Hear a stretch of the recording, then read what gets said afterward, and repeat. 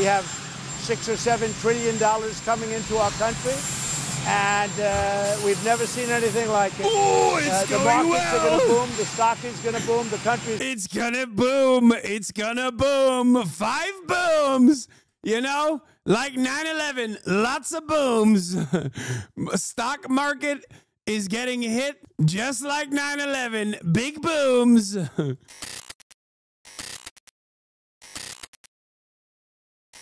You should be worried about your wallets being liberated. Your wallets are liberated, ladies and gentlemen, boys, girls, and MBs. Let me tell you, your wallets will be liberated pretty aggressively, as a matter of fact, because Donald Trump, my goat, my glorious king, the absolute mad lad, he did it. He did it. He freaking did it. He did the dang thing. He's out of his dang mind. RIP to the stonks. RIP to the stonk market. It's tariff time, baby. It's tariff time. You're only relevant today because I did a show with you. He's a Delulu fuck. Watch later if you want. Okay, guys, stop sending me Ethan Klein links. Okay, we'll get to it when we get to it. Jesus Christ. Calm down, everybody. There are adults here that don't give a fuck about Ethan Klein having an extended crash out for the past 6 months because he loves what Israel is doing and wants to defend it aggressively. But he can't do it openly, so he has to defend it by attacking everyone that criticizes Israel. Nobody cares about Ethan Klein right now, okay? Nobody cares about Ethan decline. People care about the decline in the dollar value in their 401ks. We're going to be talking about that. Okay, let me tell you. Money, it's just a piece of paper.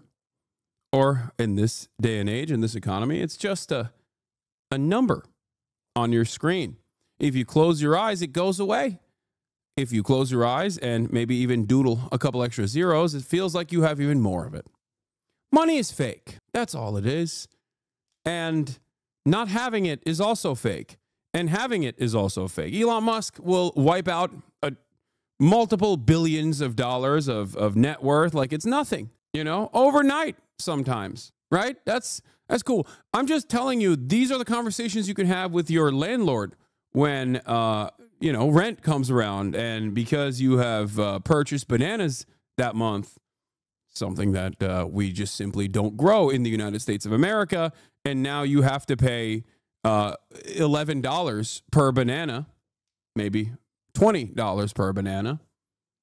How much can a banana cost, Michael? $20 is now becoming the reality. When you have that conversation with your landlord, practice in front of the mirror, like money is a concept.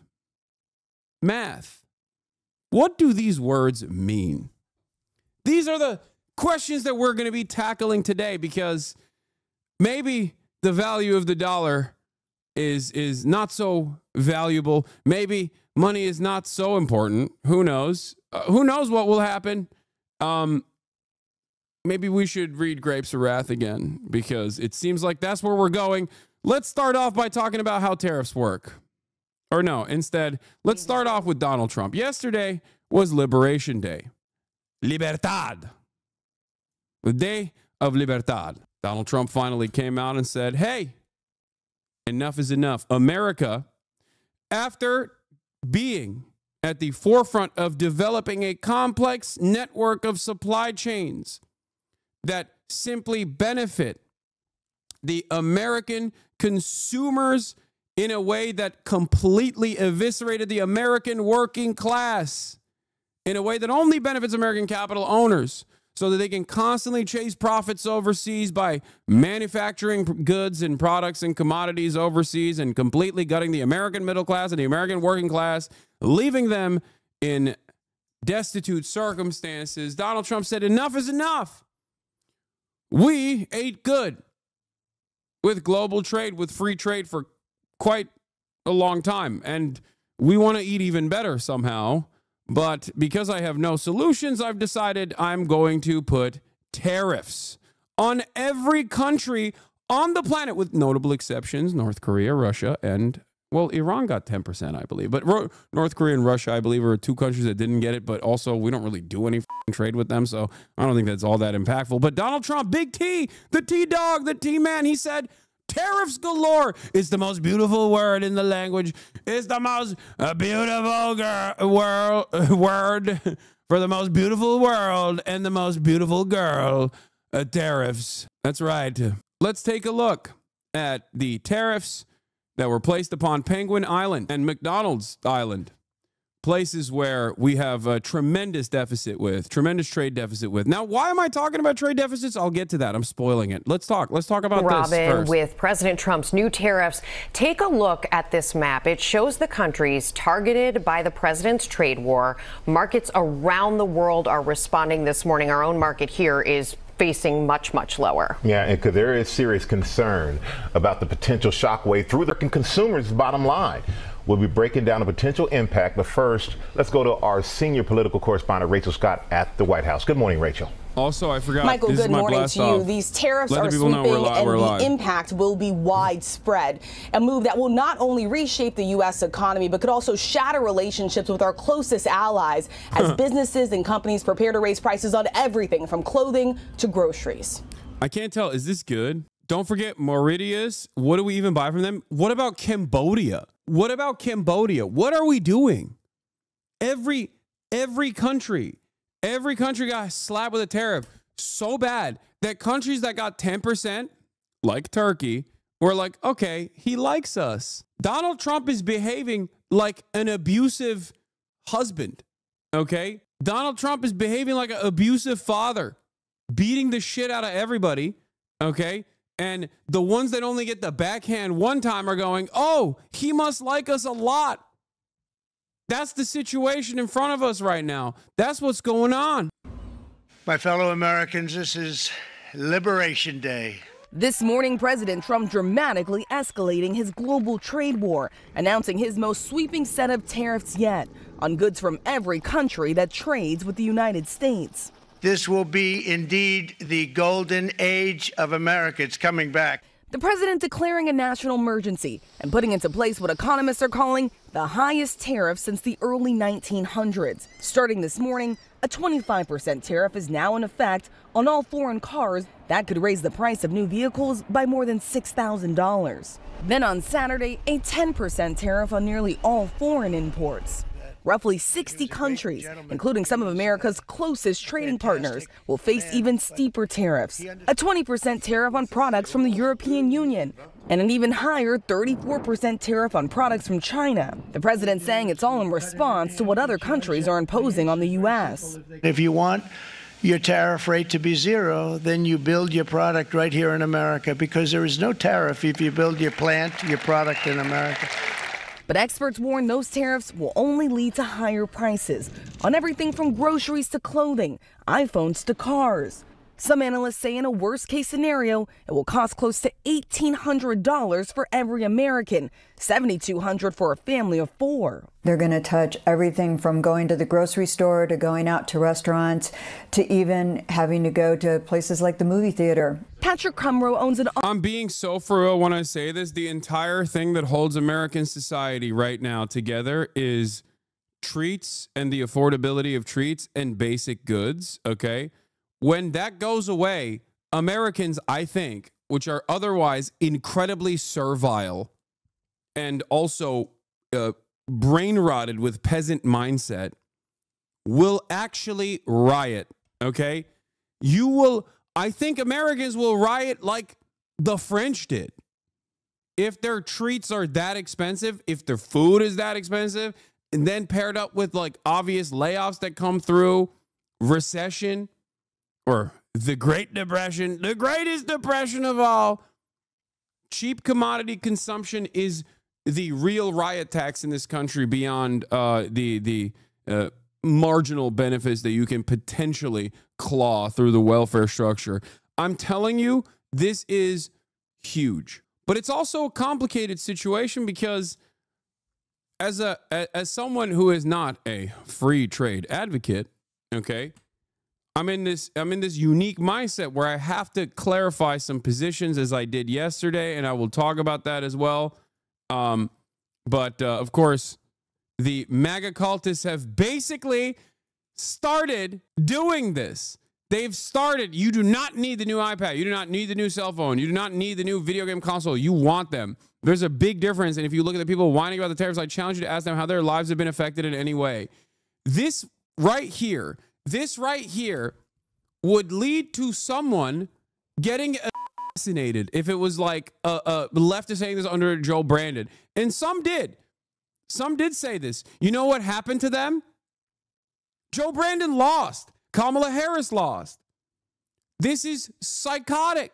They went with what's his face? The Vibe Session guy mindset so fast. Like the tariffs haven't even hit yet, and this motherfucker's already defending the price increases. Amazing. I love that. I love that so much. It is fucking hilarious. Okay? This has real first Trump era COVID is about to hit vibes, okay? This moment right here is a very unique one. Donald Trump yesterday said this is a historical moment. I agree. It kind of feels like we are at the precipice of something very interesting. It kind of feels exactly the same way that I felt when people started taking COVID a little bit more seriously, when we were like, wait a minute, a lot of people are kind of dying. What's going on here? What is this? Is this an issue? That's what it feels like. Like it feels like we're at the precipice. Okay. Now, who knows what will happen? Well, I have some ideas. I have some opinions, and I will get to that. But the short and sweet of it all, free trade is ass. Free trade is horrible for the domestic manufacturing output, the labor in this country, and it's also predicated upon the consistent domination of the global South in an effort to have much cheaper slave labor elsewhere. Without that, maybe you could actually arrive at a theoretical free trade through currency exchange rates and things of that nature. But without imperialism, maybe you could have some semblance of free trade. Understandable, because then if everyone's material conditions are elevated to a degree where there's a price parity and there's a parity and an equilibrium, a benefits parity, if you want to call it that, then obviously there could be some semblance of free trade. But with imperialism, there is no real free trade. Free trade is, of course, a mechanism to displace the domestic labor and outsource it.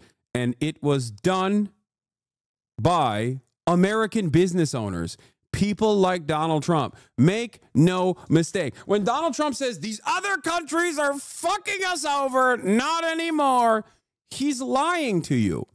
He's trying to hit a nationalist angle here, but it's the fucking American business owners that wrote the book. It's American capital that wrote the book. It's American capital that gladly shipped those jobs overseas. Make no mistake. When Donald Trump says, oh, it's China, they're fucking us up, he's lying. He is lying. It's ridiculous. Global trade is a necessity in this day and age, okay? I don't have an issue with that. I'm not a trade isolationist across the board. I am not a firm and committed believer in Marxist-Leninist Jushaist ideology, okay? Having said that, what Donald Trump did yesterday, he said it was past presidents and our government, you idiot.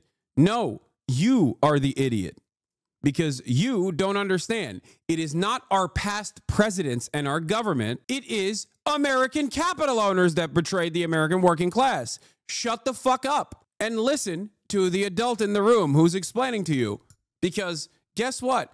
All of those free trade agreements would be meaningless if American capital owners were like, yeah, no, manufacturing to become more competitive in the global marketplace, move manufacturing overseas, offshore labor like that. Through the government and trade negotiations, ain't nobody made your father's boss move the factory to fucking China at gunpoint, okay? They did that voluntarily. They wanted that to happen. That's why they wrote the fucking rules. You are wrong. You're wrong. I'm shaking you. I'm shaking you like a baby until you are no longer wrong. And as is the case with American antitrust, as is the case with everything in the United States of America, it yielded tremendous profits for corporations, for the super wealthy, a mass consolidation of wealth and power at the tippy top. Having said that, it also came with cheap consumable items, cheap commodities. So consumers were servile. Consumers were made to not realize how devastating this was for their future, for the future of the economy. That's it. But make no mistake, it was entirely done by wealthy businessmen. They wanted it and they got it. So for Donald Trump to say this is previous administrations, this is China, you're wrong. It's the very same super wealthy people right now that are still in power and have become even more powerful in the consequence of this, okay? Those were the villains that conducted this operation. And the American government led this process of global domination, led this process of international markets favoring the American consumer base in the short term, while directly displacing the labor force, which would have genuine material harm, genuine consequences for the American economy in the long term. And we are now living in the ashes of that. That's why I talked about the difference between looking at Chongqing 30 years ago in China versus now on a trajectory of growth and prosperity versus a place like Gary, Indiana, or Detroit, which is on a downward trajectory. Oh boy, why did he get banned? I don't know. He might have just gotten, no, he just got by Toxic SJW, who didn't want to hear this person. But I untimed them out. Anyway, so I need you all to understand cheap televisions and cheap consumer goods gave Americans the feeling of wealth. And because of endless domination overseas, specifically on the global south, unequal exchange of the global south, Americans, comparative to the living standards of the global south that were being dominated, were better off for sure. They were better off. Having said that, however, wealth is still relative domestically. You match it against those, you match those who have not against those who do have it, right? And in that process, I think wealth disparity grew tremendously in this country. And now we are in this predicament. And the only way out of this predicament, ironically enough, is to be China.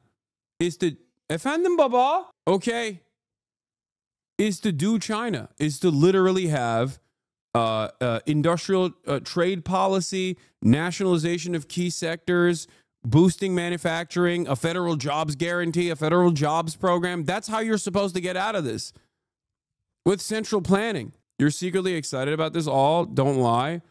No, I think that, I mean, this is a situation where I think Americans will break away from, this is a situation where I think Americans will break away from Donald Trump, regardless of what these fucking freakish, cultish losers are saying, because you can't make someone, through the cult mentality, you can't make someone believe that they have more money in their pocket. If they feel it, they feel it. Okay? Oh, dude, China like removed term limits for their premier like what Xi Jinping did?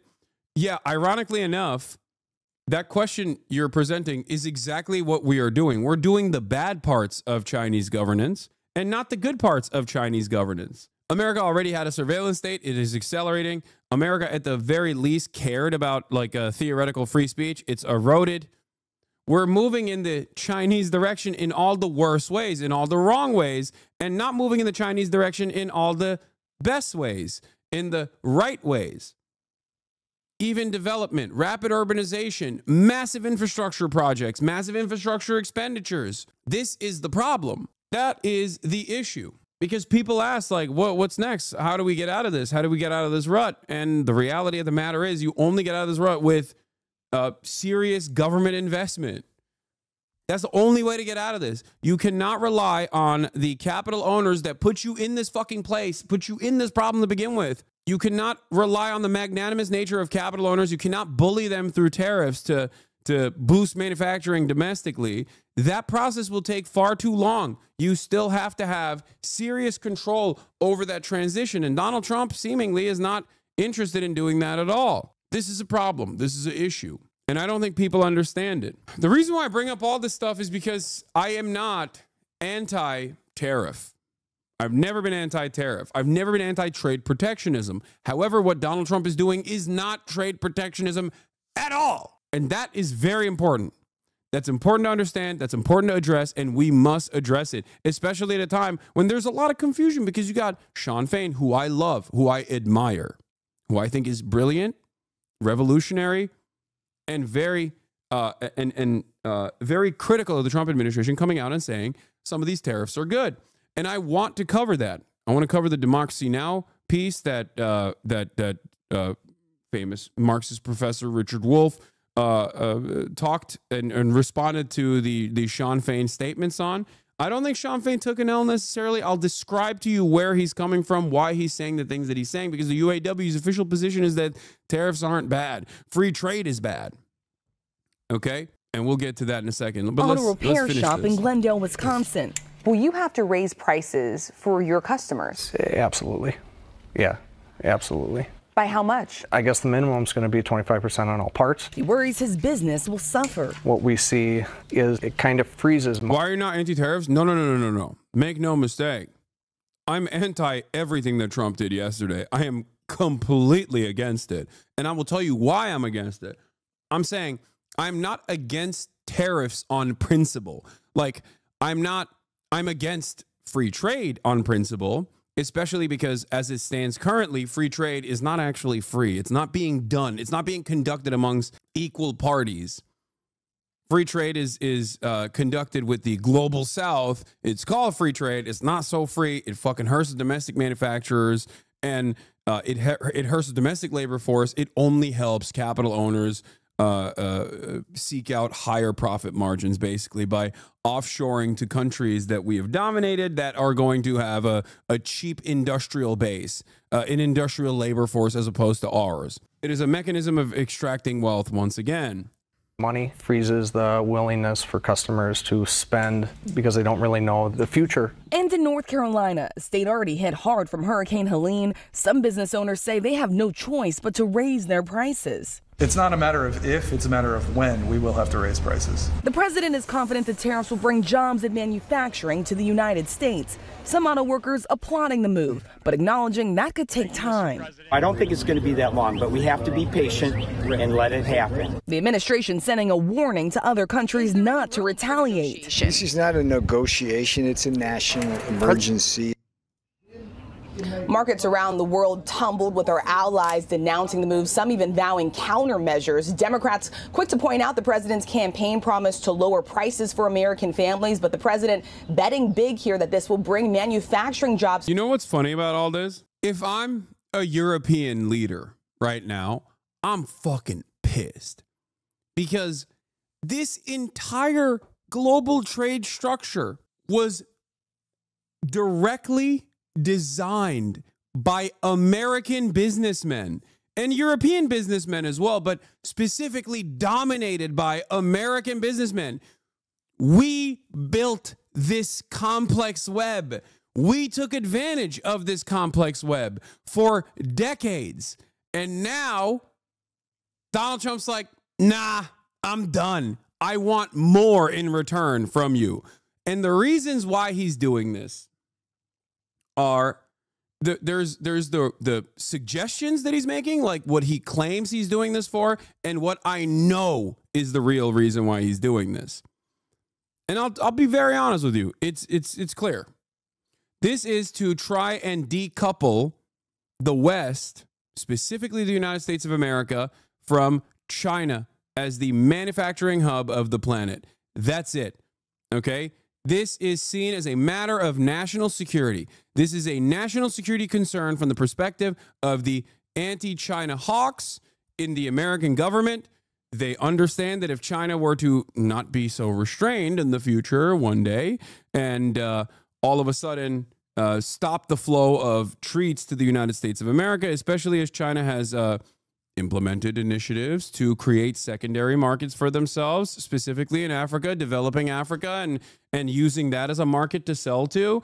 Like, these are all the Belt and Road Initiative. These are all important steps that the Chinese government has taken because of its grand design for global trade. In that process of China decided, yeah, you know what, we're just not, you're fucking us over. Okay, no more goods for you. It would collapse the United States of America. It would just collapse it. It would collapse the entire West. And I think that Donald Trump and his advisors recognize that fear and are actively trying to work against it. They're actively trying to bring back manufacturing and claw back some of that capability by force. The problem is they have no vision. They have no conviction. They're squishy, and they're backed by capital. So how the fuck do you do that when you try to do that through the neoliberal private-public partnership that you only implement? You can't do it. You can't bring back manufacturing this way. The most you'll do is the CHIPS Act.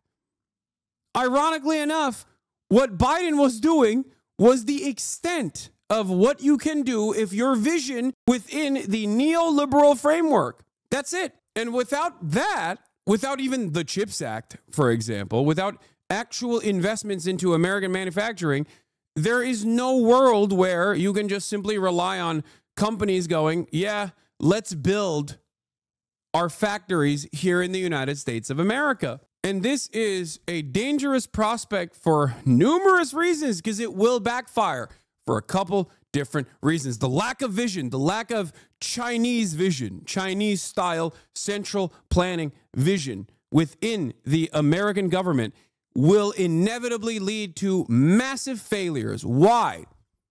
Because without central planning in this process, you're simply relying on foreign investment coming back into the United States of America because they're too fearful of the tariffs or whatever, which is already on shaky ground to begin with. That's number one. Number two, when tariffs kick in, and let's say you do start building factories, you build the domestic manufacturing, you build your output, there is no guarantee that other countries will be purchasing.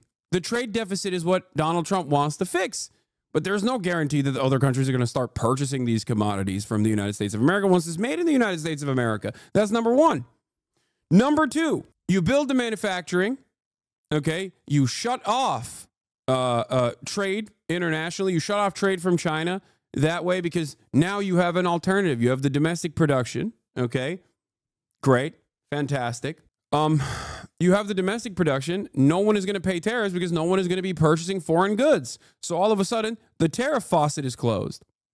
So it doesn't necessarily make sense on that front either. And more importantly, even in the short term, tariffs will, of course, lead to inflation. What is inflation? It is just a collection of commodities that you track. That's and the prices of said commodities increasing. That's what inflation is. Why? Why will this lead to inflation? Because all of a sudden, every good, what a tariff is, for those of you who don't know, is an entry fee that usually an American importer is paying. Okay? It is not paid by the other country. It's paid by the person who is bringing the good into the United States of America. It's an entry fee that you're paying the American government. So it's a tax that they're paying.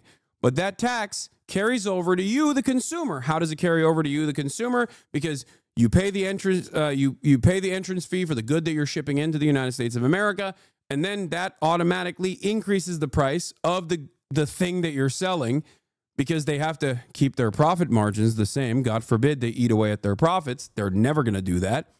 So all of a sudden, the price of the good is higher. Okay, so this is the reason why tariffs, especially universal tariffs such as this one, when applied, turn into a regressive tax, a sales tax, a flat tax.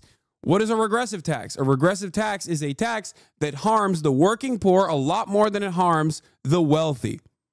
Because what are you going to do? Not fucking purchase gas? What are you going to do? Not purchase commodities? Not purchase food? No, you can't do that. It's going to break your bank a lot more than it breaks the banks of a wealthy person, a lot more than it hurts the wallet of a wealthy person. It is a regressive tax. It's a sales tax. But because Americans hate the word tax, Donald Trump has been able to expertly apply a sales tax across the board without ever mentioning the word sales tax and how it will increase his taxes on the fucking working poor. That's it. So we're all going to get raises, right? No, you're not going to get a raise. You're probably going to lose your job, as a matter of fact, because as purchasing power diminishes because of inflation, companies will no longer be able to continue growing and be able to hire people, and inevitably will fire people. Layoffs will happen, which will accelerate the lack of purchasing power in the country. It will cripple the economy, and you will go into a depression. A great one! A Great Depression! And this has happened in the American past, in the not-so-distant American past, as a matter of fact. So on the one hand, I wanted to make sure that you understand that I am not necessarily anti-tariff. I am not necessarily anti-trade protectionism. I think trade protectionism can be good, especially when there is a domestic competitive industrial force that already exists and quickly accelerate production. For car manufacturers, for example, this very much exists. For the UAW, for the American car manufacturers, this is seen as beneficial. However, the issue here is, as it has happened in the past, when Donald Trump did tariffs before on other goods last time around, and as tariffs have been implemented in the past, domestic manufacturers will also increase prices. So unless, and this is the last part of the problem that I was explaining earlier, unless there is price caps for American domestic manufacturers coming from a competent administrative state that actually wants to boost domestic manufacturing without making the American consumers incur that cost, they have to do price controls. But they will never do that. And this is precisely why historically, whenever tariffs happen, American manufacturers also increase their prices, as they did during COVID, regardless of supply and demand. This can only be done because of the tremendous amount of corporate consolidation that took place. Greedflation would not exist if there was at least a regulatory apparatus that stopped companies from behaving in these ways where they're like, well, you have more purchasing power, I'm just going to increase my prices. And it seems like, you know, you'll yell, but not at me. You'll yell at the fucking government. Great. Okay. My profit margins will go higher and higher year over year. It's fantastic. Do you understand the problem here? Do you understand why this will abso-freaking-lutely increase prices? Because not only does this immediately increase prices for all goods that you purchase that are being imported into this country and all the raw materials necessary for even domestically manufactured goods, as a matter of fact, there's a lot of that as well that will increase the prices of even domestically manufactured goods. But outside of that, domestic manufacturers will also increase their prices because now there's market demand for it. Now everyone else's prices are higher. Why should you make less profits? Because once you recognize that under capitalism, there is never, ever going to be a moment where those with the fiduciary responsibility of constantly improving their profit margins for their shareholders, constantly people that are legally bound to constantly improve shareholder value, will always increase the profit margins to the best of their ability, always improve shareholder value to the best of their ability. Then you start recognizing that they will never have an incentive to reduce the profits. They will never actually keep prices stable unless they're forced to keep prices stable. And a country like the United States of America has never done that, with the exception of Nixon, I guess. And Trump is certainly not the guy, I think, that will do that.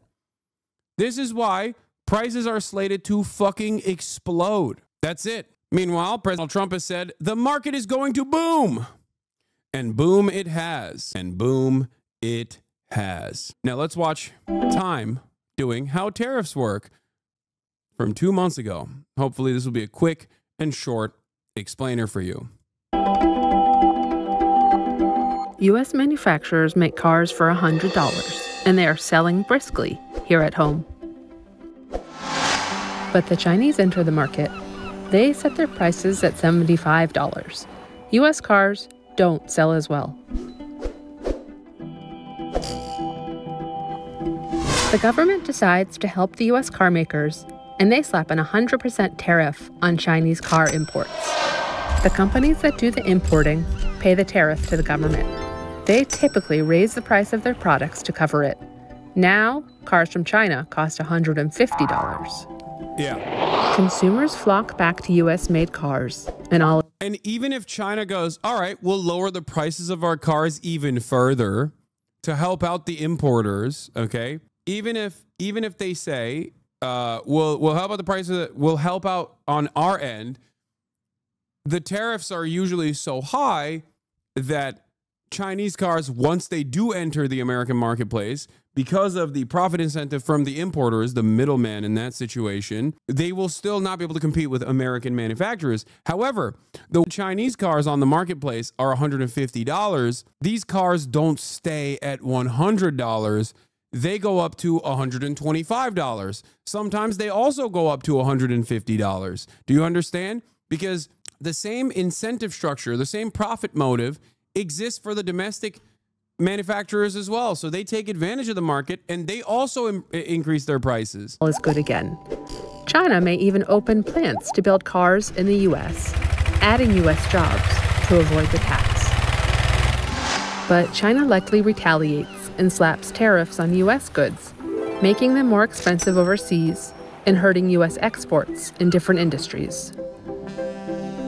Increased demand for U.S. cars and a lack of competition from other manufacturers may motivate U.S. car makers to raise their prices too. The market becomes less efficient and innovative. Yeah, this last part is just, to a certain degree, this last part is obviously, how do I put this? It's pro-capitalist. And capitalists love free trade, and capitalists, of course, hate any kind of trade protectionism.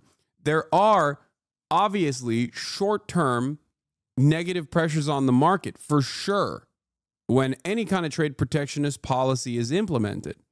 Okay? This is correct. Price increases is what I'm talking about, for sure. Having said that, if America and the American government did have a genuine interest in boosting American manufacturing, then they would have to, one, build the industrial base before they made these initiatives and plan for long-term prosperity in the same exact way that the Chinese government has done for the past couple of decades, and is the reason why the Chinese government has been able to outcompete every other country and their own domestic manufacturers. You can't compete with BYD because BYD is getting funded by the government. That's it. As long as Chinese government subsidies exist, they can behave in a way like Amazon does, with predatory pricing to outcompete everybody else. Because state subsidies with no real interest in improving profit margins, because every company is still ultimately controlled by the state, can be wielded like a weapon to eviscerate the American and European markets. Okay? Wait, you're admitting it? What do you mean? There's no admission here. This is just reality. This is analysis of what reality looks like. It's not a secret. So something that I want, you're admitting it's unfair trade practices? It's not unfair trade practices, dumb fuck. It's only unfair trade practices because America can't fucking compete. What are you saying? We also subsidize our agricultural output, for example. I think it's significantly less fair when the United States government dominates a country and incentivizes them not to produce their own agricultural yields and instead makes them poorer and poorer as a consequence, and simultaneously offer them our subsidized agricultural output instead. That's unfair. What China is doing is competing in the global market. China understands the game. and plays it too well. And you're like, oh, it's unfair. They're dunking on us too much. Subsidize the single industry and keep prices low, bankrupt all other companies in the industry. Not unfair. My friend, that's a government. You're just coping because our government won't do that. I'm saying our government should do that. Hello? You're mad that America set the rules of the game and China is fucking dunking on us. It doesn't make any sense. And I'm literally talking about teaching America how to dunk. And you're like, no. Don't teach America how to dunk. Let's just put tariffs. If that is not unfair, then what's wrong with America giving free food and clothing into a third world country, destroying their local industry? Because the over-reliance on free food and clothing for the global south comes from what America did prior to that. Okay? China did not do that to America or Africa. Do you understand what I'm saying? We dominate these countries and then we make them reliant on our free agricultural output that we subsidize on our end. We do it so that our farmers can make a living. We do it so that those countries never develop their own agricultural output. That is infinitely less fair than China being like, all right, you think China isn't doing this on purpose? Wait, what? I don't think you understand, man. I don't think you understand what I'm explaining to you. Okay? I don't think you understand what I'm explaining to you at all. You are not comprehending anything here. China is competing against countries that are more powerful than it, because they are able to use the profit incentive backed capitalist liberal democracies and their lack of interest in dominating private corporations or controlling private corporations against them. America is doing that, on the other hand, to significantly poorer nations that we have kept poor, that we have robbed blind. He's running circles around you intellectually. I know he is. Yeah, if you're the stupidest person on the planet, then yeah. Why Twitch is recommending me terrorist propagandists? I don't know. Is there like a pro IDF account on here that Twitch is recommending to you? Is that what's going on, chatter? Why is our government allowing this? Because the American government has a capitalist nation and then a hyper-capitalist nation, and everything that the American government has always done has been to protect the profit incentive and protect the bottom line of corporations. That is precisely the reason why the American government has done this in perpetuity.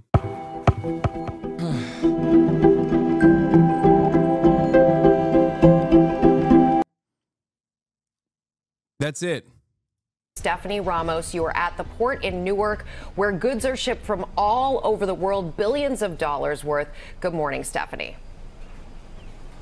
Good morning, Rebecca. As you know, this port brings in hundreds of billions of dollars worth of goods each year from China, Vietnam, and other countries around the world. But those items are likely about to get more expensive. For years, Vietnam has been the go-to for companies trying to dodge U.S. tariffs on China. But starting April 9th, President Trump is rolling out a 46. China is extracting value in unequal exchange in Africa, though. China didn't make Africa the ripe exploited ground that it is. Western powers did. China simply, once again, is out competing the Western powers, offering loans without the conditions that the IMF and World Bank have placed upon African nations. You are just mad that you can't compete against China.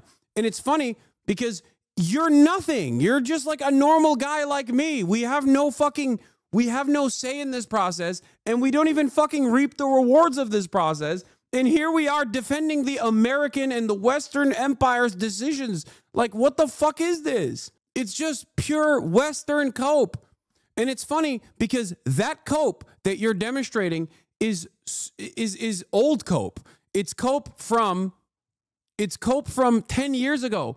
Foreign Policy magazine and The Economist don't even agree with this assessment now, because even they are like, yeah, we have to take a closer look at the ways in which the IMF and World Bank have operated, because Chinese lenders are offering loans and even fucking eviscerating that debt in a moment's notice.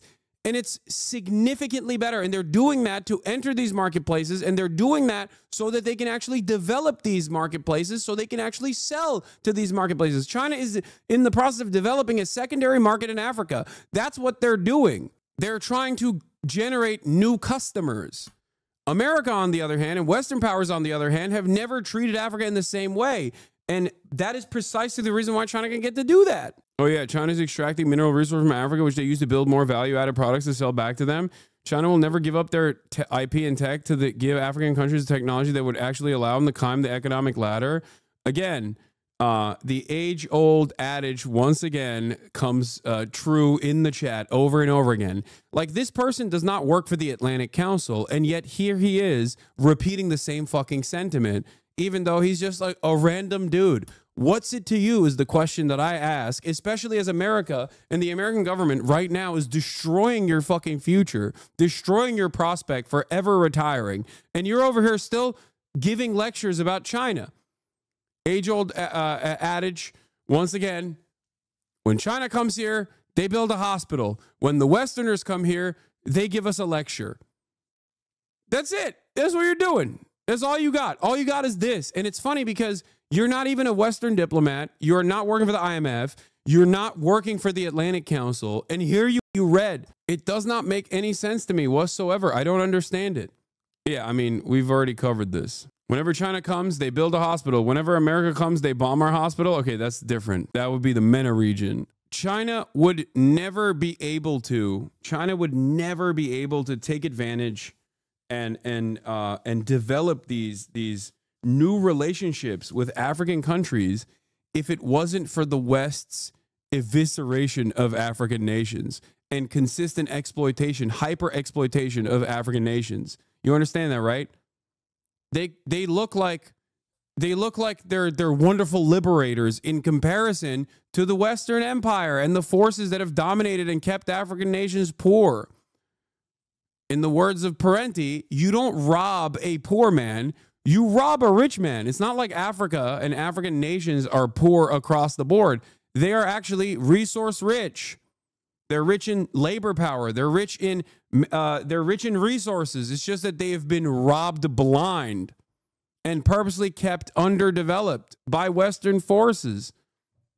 They're overexploited. In any case, let's continue. 6% tariff on imports from there, possibly bringing a major price hike for many popular products. So let's say you want to buy a $30 shirt made in Vietnam. If the business passed on the entire cost of the tariff, that $30 shirt just became $43.80. Brands. I mean, that's insane, dude. That's everything, because we designed global trade this way. We did this. It's so funny when you got working class chatters in here who are still trying to defend Trump's decisions, and they don't even realize that, like, you are going to be paying for this increased sales taxes. That's what this is. I don't think this is a move that Trump has made in an effort to shred the free market policies that have taken place, the complex global trade. I think it's not trade protectionism to boost domestic manufacturing, but instead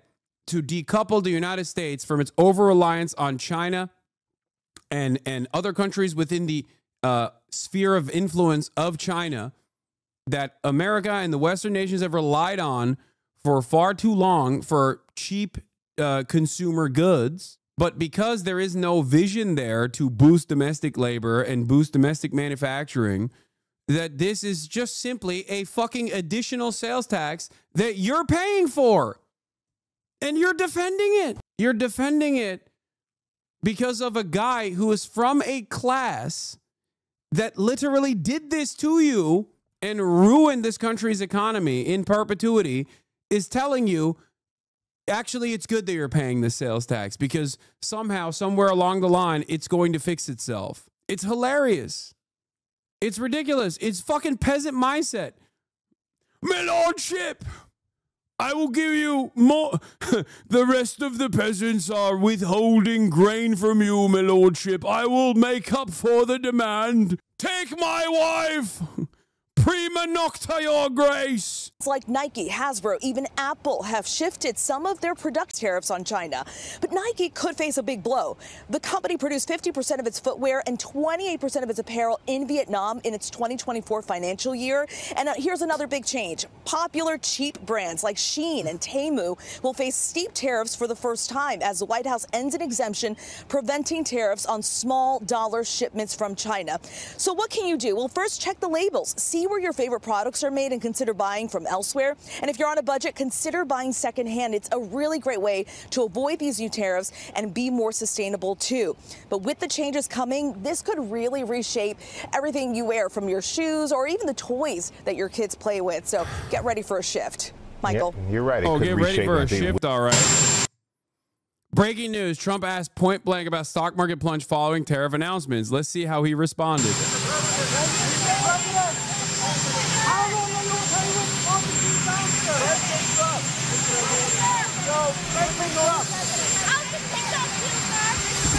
Thank you very much. We're going to see the big golf tournament at Doral. I'm speaking tonight for charity. This cocksucker is going to a golf tournament. Oh my God.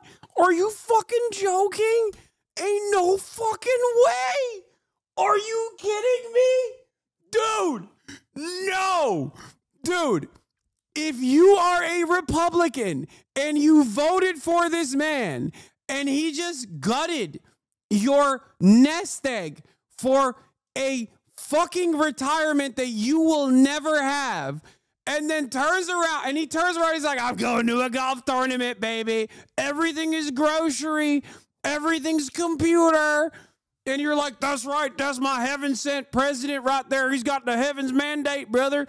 If you don't understand that he's fucking you and not even doing it in a way where he like shelters you from the impact, he's just fucking you and saying, what are you going to do about it? If you can't comprehend that this man is Tsar Nicholas, exactly. It's giving Marie Antoinette, but instead of let them eat cake, which is, maybe falsely attributed to Marie Antoinette, whatever. I'm not going to get into that. But if you don't understand, he's doing let them eat cake, but instead he's like, I'm just going to golf. Fuck you. If you can't comprehend what's going on here, you are so stupid.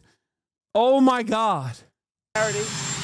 And then we'll be coming back here pretty quickly, but they're having a big event, and a lot of charitable causes are involved. So we look forward to that. It's in Miami at Doral. President Trump, the markets today are way down, the worst day in years because of the tariffs. So how's it going? I think it's going very well. It was an operation, like when a patient gets operated on. And it's a big thing. I said this would exactly be the way it is. We have $6 or $7 trillion coming into our country, and we've never seen anything like it. Oh, it's the going markets are going to boom. The stock is going to boom. The country. It's gonna boom. It's gonna boom. 5 booms. Like 9/11. Lots of booms. Stock market is getting hit just like 9/11. Big booms. It's going to boom to see, is there any way they can make a deal? They've taken advantage of us for many, many years. For many years, we've been at the wrong side of the ball. And I'll tell you what, I think it's going to be unbelievable. The thing that people have to talk about, we're up almost to $7 trillion of investment coming into our country. And you'll see how it's going to turn out. Our country's going to boom. Yeah. So the Dow is down 1615, down almost 200 in the last 2 years. I just don't understand why. I was looking forward to hearing from Asmongold today, and it kind of disappoints me that he's not live today to talk about how based this is. You know what I mean? Yeah. Well. Like, I really thought he was going to be popping off, talking about how based. It's based. Chat. You don't understand. You're Asman's biggest fan? I am his biggest fan. I think he is my North Star. He is how I try to comprehend what, like, the MAGA base and what their feelings are on any given day. Without him, I feel lost. I feel rudderless. Do you see what I'm saying? Like, oh, it's the golden age. Yeah. Asman's on his way to a golf tournament. Yeah. Fuck around and find out, chat. Yeah. He's like a guiding star, always there in the sky. And if you get too close, you'll die. Yeah. The only thing I don't understand, if he wants to decouple from China, wouldn't he say so? He's honest like that. I mean, he has been saying it. He's been saying it already. He's saying that, like, it's a, you know, China is cleaning our lunch money, is stealing. They're stealing from us. Very unfair. I mean, also, this is, to be honest, Asman has the most honest takes. Don't be a sheep. Yeah, no, totally.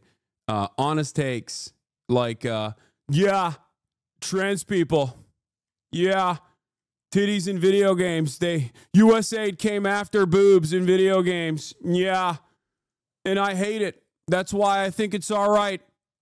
We should destroy it. Yeah, I'm going to go on, Ash Ketchum.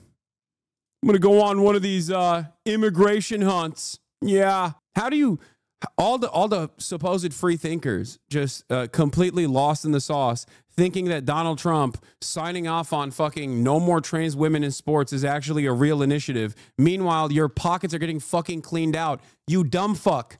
He is distracting you. Okay. And anyone that says that's based is also participating in that distraction. Whether they care about it or not doesn't matter. Inadvertently or directly, they are playing a role in you losing out on what the actual things that will impact their life look like. Trans people have no control over your lives. They are not at the fucking, the executive boards of BlackRock, okay? It's not an undocumented migrant that is fucking you over. An undocumented migrant is not your landlord, okay? They're not your boss. But every single moment that you hyper-focus on that shit is a moment that these guys can just steal from you. And they are. That's it. You might think you might fancy yourself to be open-minded or woke on what the fuck's really going on, but you've deluded yourself. You're being sheepdogged into a country with worse outcomes for you. I mean, look, these are the shepherds, dude. Look. Where is it? Like, look at this fucking asshole. Where is it? Quarter chicken pounder with McNuggets. Where is he? Where the fuck is it? I guess I closed it, but Quarter Pounder's tweet comes to mind being like, oh, you don't need those goods. You don't need to buy things. You don't need to buy cheap shit. Who cares, you know? Also, I've never said Asmongold is stupid. He's smart enough to understand what the audience demands. He just feeds it to you and you eat it. You eat it every day. You eat that slop every day without realizing that you're being fucking sold on a future that's worse from previous generations. But because Trump and those who hype up Donald Trump can touch on those things that you've been conditioned into fucking hating so expertly, you don't realize when this shit's happening. Yeah. Do you remember like maybe 24, 36 months ago when guys like this were saying inflation caused by Joe Biden leading to expensive groceries and goods were human rights violations? These guys were wringing their fucking hands when people made fun of them about treats. And here they are doing the same fucking argument now. Who's the guy in response to the quarter chicken pounder tweet? Wait, hold on. It's this guy. It's this. Wait, where is it? Where is it? Where is it? Where is it? Where is it? Here. It's this, chatters.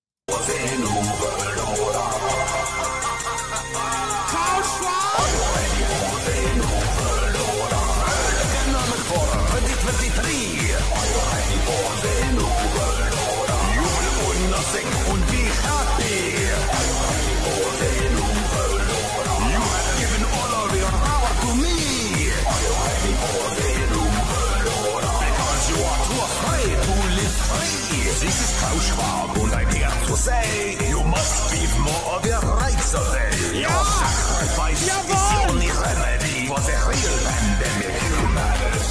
We must prepare an angrier world as Agenda 2030 eats the box in the metaverse. You will comply and it will get worse. Are you ready for the noble order? Human rights or borders?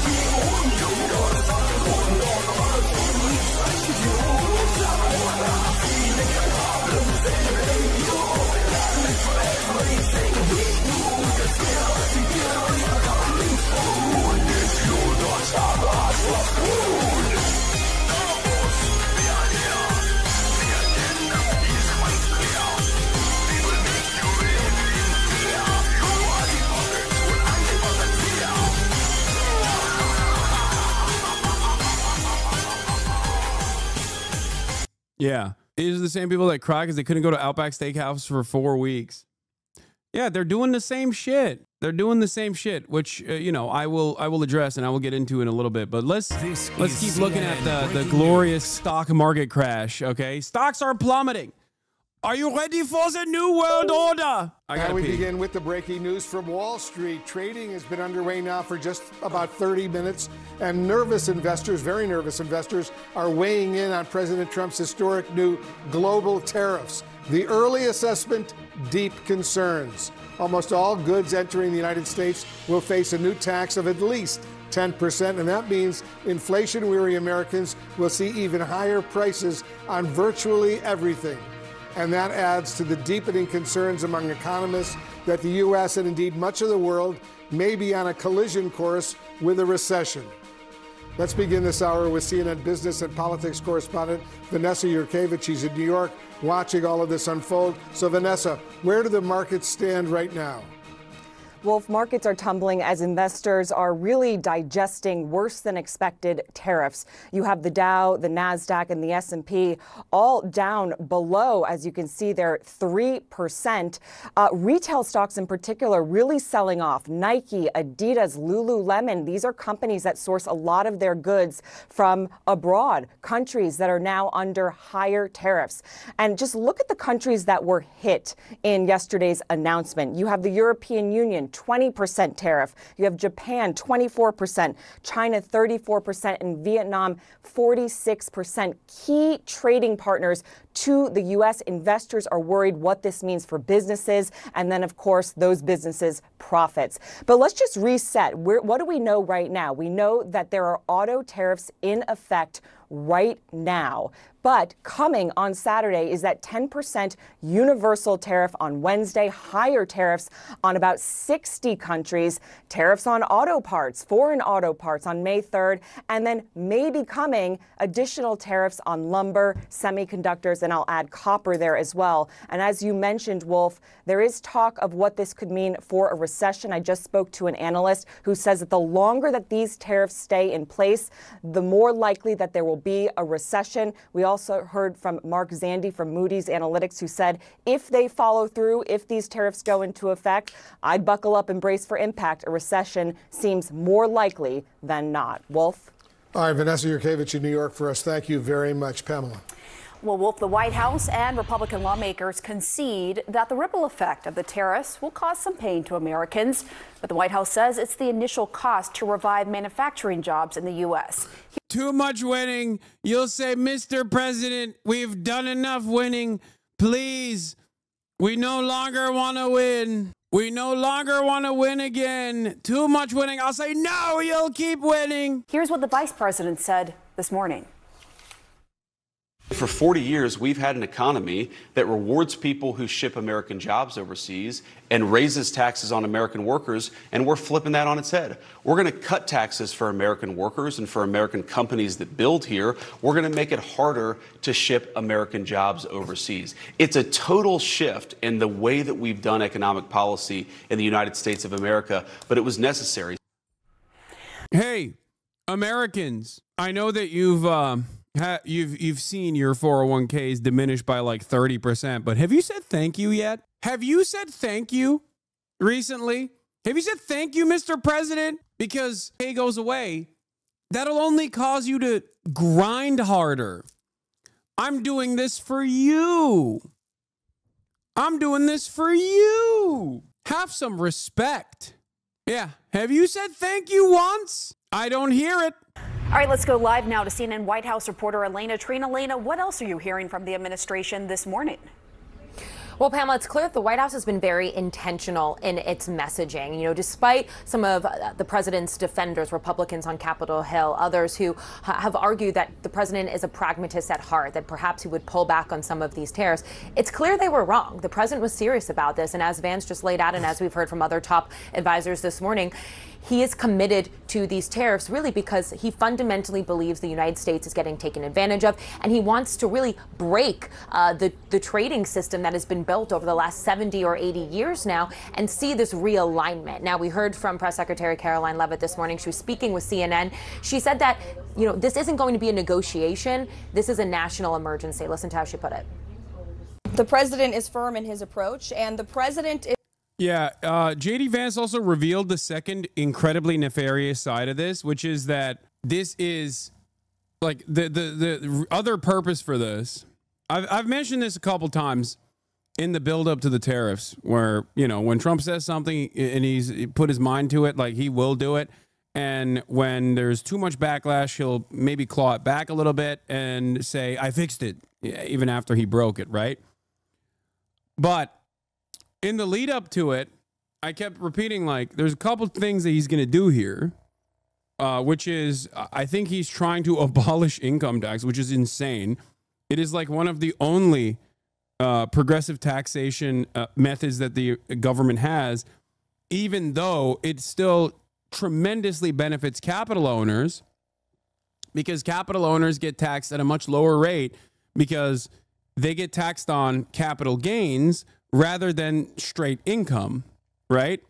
They get taxed on capital gains rather than straight income. So this, like, even though there needs to be more work and there needs to be an increase in the top marginal tax rate and also additional taxes on wealth as well, okay, we're moving in the direction of abolishing that and saying, see, we're filling our coffers with tariffs instead of income tax. It's a long-standing Republican project. But of course, if Trump were to do it in the way that Republicans were suggesting initially, he would just say, we're doing a mass sales tax, which will harm the working poor overwhelmingly because it's a regressive tax, instead of having income taxes. But this is a way to package that as though he's like boosting American domestic manufacturing, when in fact, it's just a regressive tax that will be slapped up on top of the working class, because the tariffs, the entry fee that corporations pay, will be carried on to the consumer in the form of price increases, leading to hyperinflation. And in the process, then they'll shut off income tax, which is a progressive mode of taxation. It's fantastic. Do you think that this is just a stupid person's way to de facto increase taxes without saying they are and selling it as a nationalist project? It's not even a way of increasing taxes across the board. It's a way of increasing taxes on the working poor while cutting taxes even further for the wealthy. It is another wealth transfer. That is what is going on here. That is what's so nefarious about this agenda.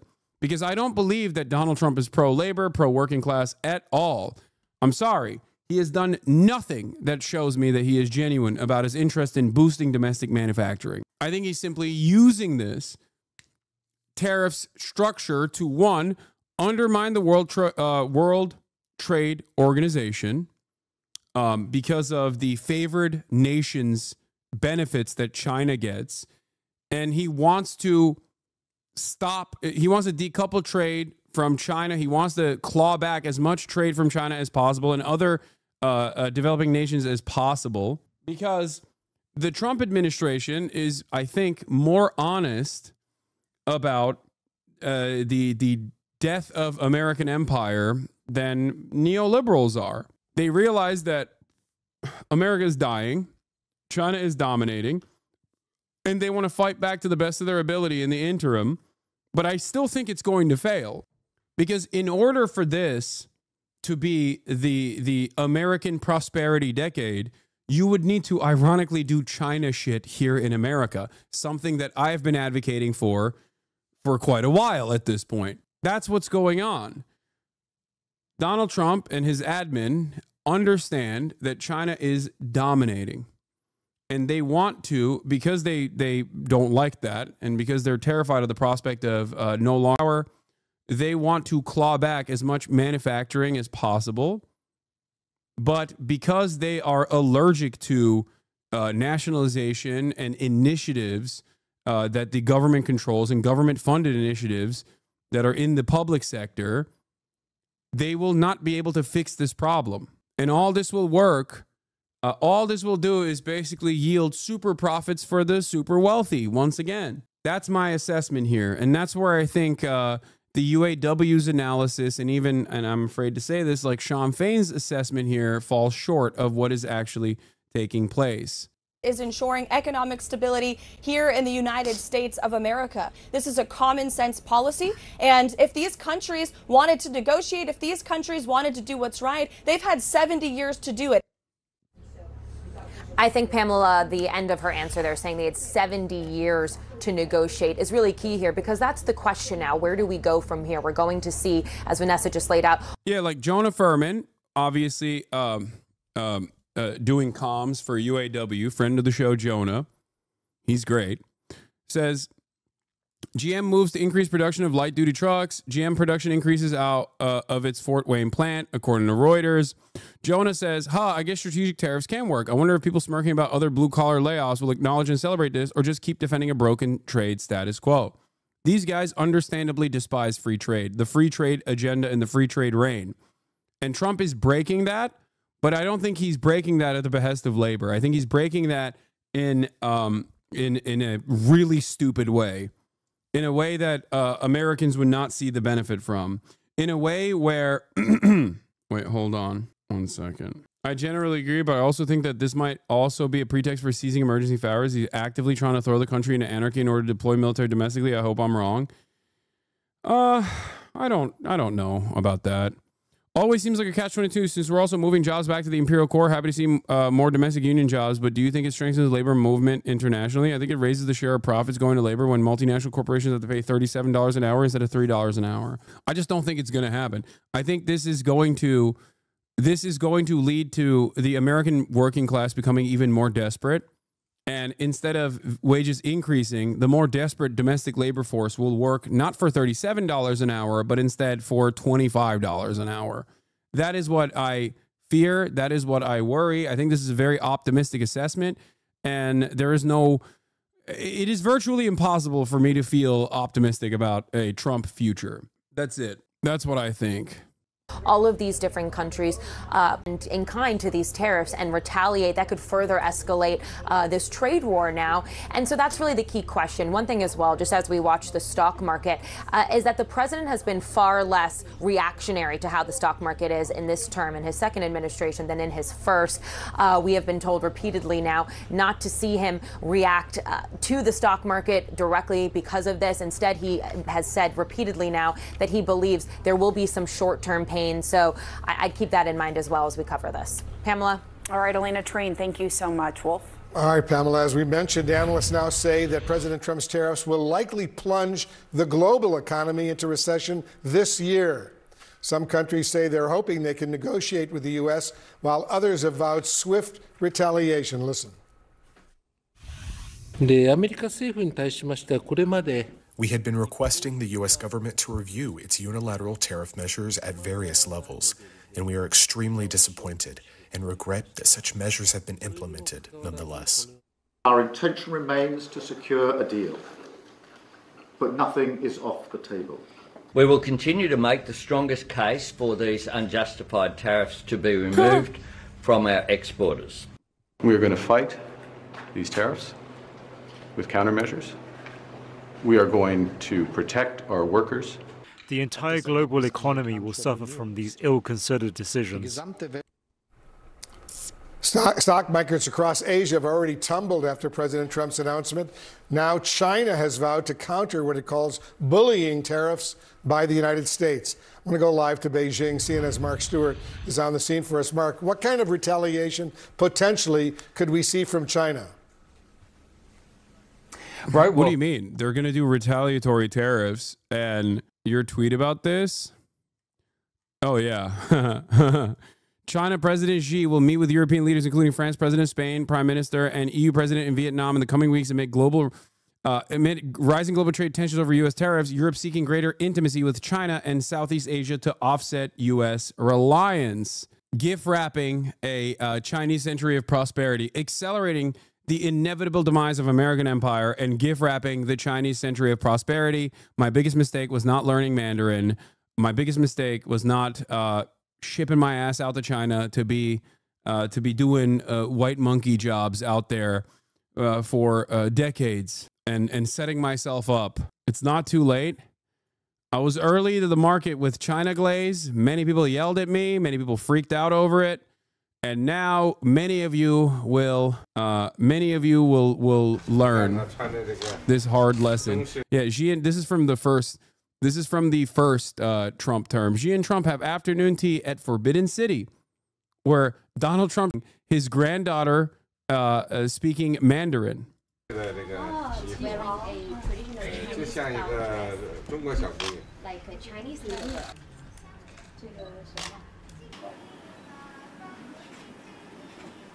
We'll be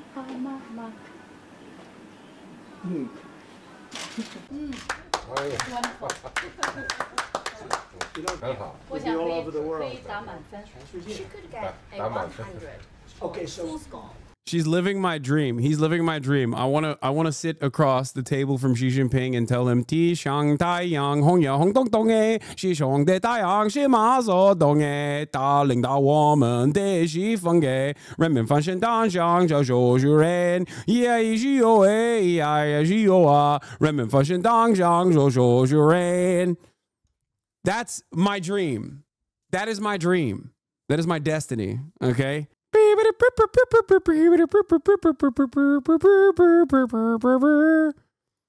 it's very good, right?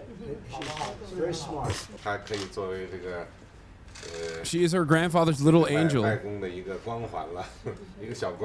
She's also a messenger of U.S.-China relations. Wait, hold on. Hasan is like a toddler who learns a song and performs it constantly. Yeah, performs it well.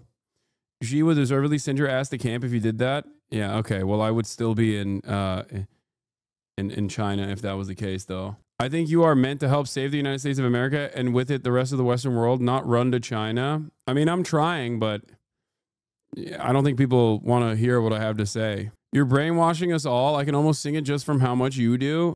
Depression indicator, Campbell's soup. Oh, man. Yeah. Water soup. Incoming.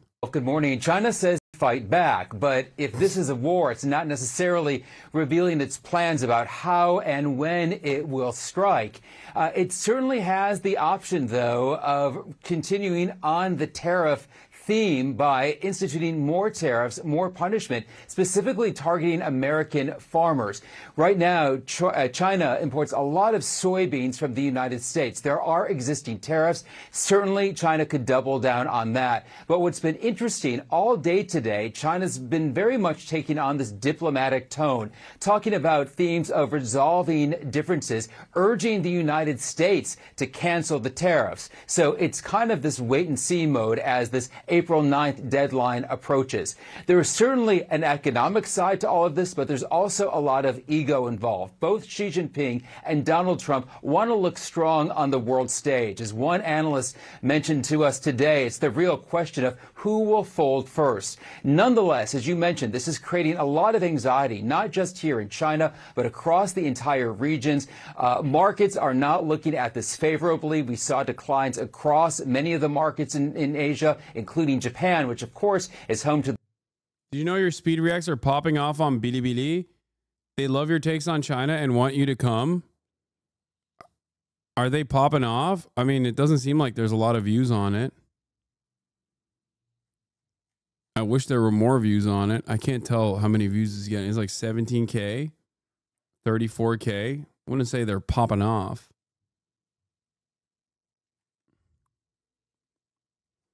The first vid has, oh, this is 900,000 views. Oh my God. Wait.